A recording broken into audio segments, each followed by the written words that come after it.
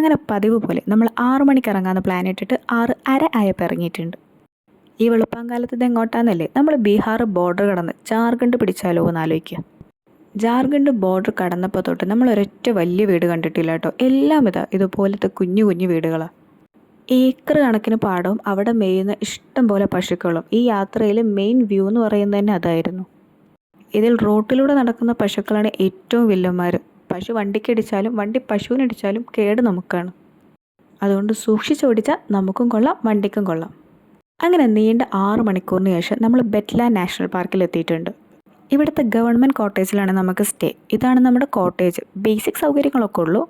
പക്ഷേ main highlight എന്താണെന്ന് വെച്ചാൽ ഇവിടുത്തെ ബാൽക്കണിയിൽ നിന്ന് നേരെ നോക്കിക്കഴിഞ്ഞാൽ നമുക്ക് മൃഗങ്ങളെ കാണാമെന്നുള്ളതാണ്. മാനായിരുന്നു മെയിൻ ഐറ്റം. ചൂടായതുകൊണ്ട് തന്നെ ബാക്കിയൊന്നും ഇറങ്ങൂല എന്ന് അവർ പറഞ്ഞിരുന്നു. ഇന്നിവിടെ സ്റ്റേ ചെയ്തിട്ട് ബാക്കി നാളെ കാണാം. അപ്പം ശരി, ഓക്കെ.